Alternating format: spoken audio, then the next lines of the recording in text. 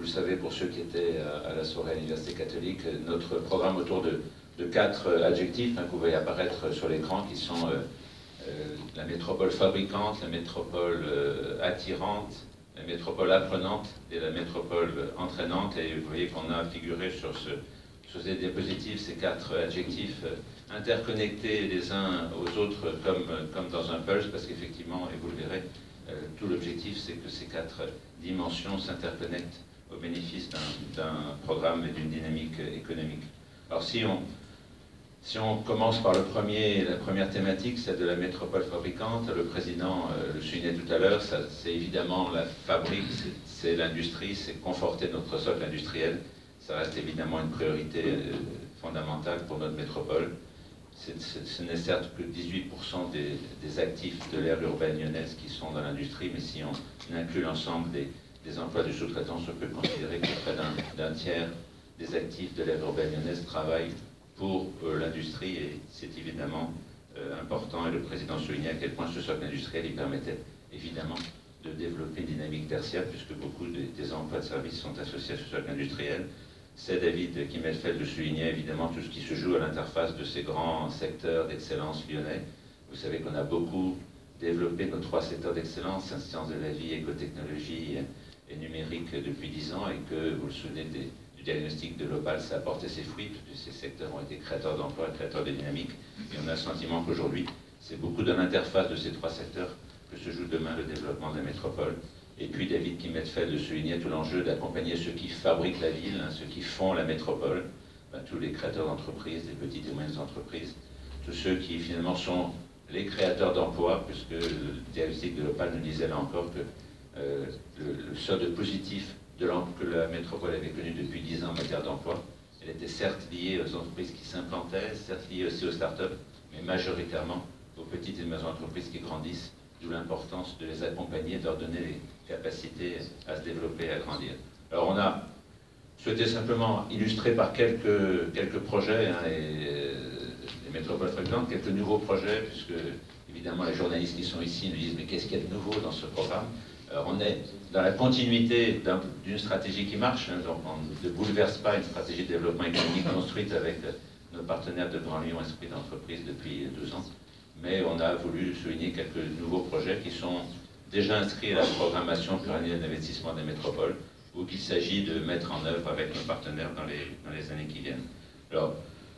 la liste n'est évidemment pas exhaustive. On a souligné évidemment les 3 pôles entrepreneuriaux que nous allons mettre en œuvre sur la métropole, qui vont compléter avec les pépinières existantes l'ensemble de l'offre d'accueil des créateurs d'entreprises, pour que, où qu'il soit sur le territoire, le créateur d'entreprise peut avoir un lieu où il a accès aux services de la chambre de commerce, mais aussi des autres partenaires, et où il peut trouver les espaces nécessaires à son développement.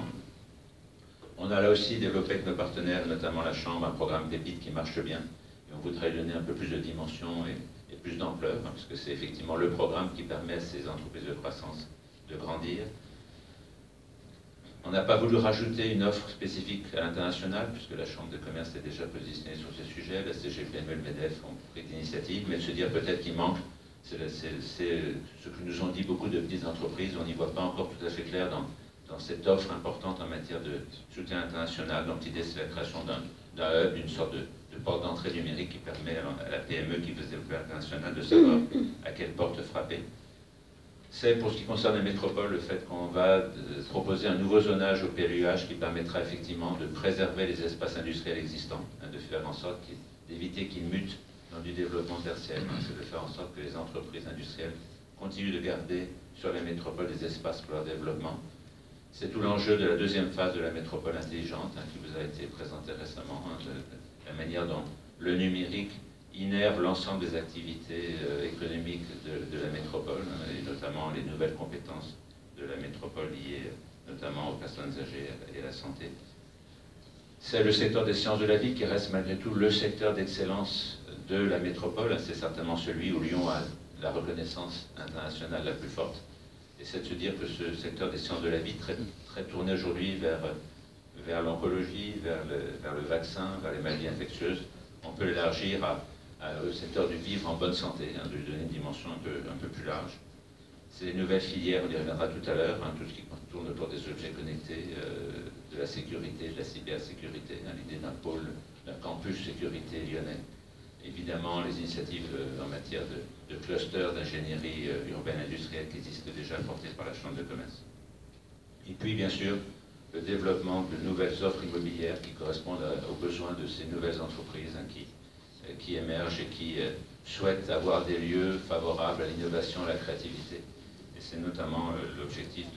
de lieu totem de la French Tech. Hein, vous savez, cette Girard, qui va sortir de terre en 2018 et qui sera le lieu privilégié d'accueil des startups et des entreprises naissantes dans le numérique et dans l'industrie créative. Alors on a voulu effectivement mettre en valeur un exemple parmi ceux-ci, hein, d'un projet qui est en train d'émerger, puisqu'on parle de métropole fabricante. On a demandé à Hugues Benoît Catin, qui est directeur adjoint de l'INSA, de nous parler d'un projet qui sera soutenu au niveau de l'investissement par la région et par la métropole, qui est la fabrique de l'innovation et qui correspondait à cette préoccupation que soulignait David Kimmelfeld, qui est revenu plusieurs fois dans les rencontres à la CGPME, à la Chambre de commerce au MEDEF, et ce que qu'il soulignait tout à l'heure, de dire mais finalement, pour innover, pour se développer, on aimerait pouvoir accéder plus facilement aux ressources de l'Université de Lyon au sens large, et la fabrique de l'innovation UX, c'est effectivement une réponse à cette problématique de comment on arrive à diffuser un peu plus au tissu des PME, PMI, ce qui se passe dans les laboratoires de recherche, et notamment du campus de l'ADO.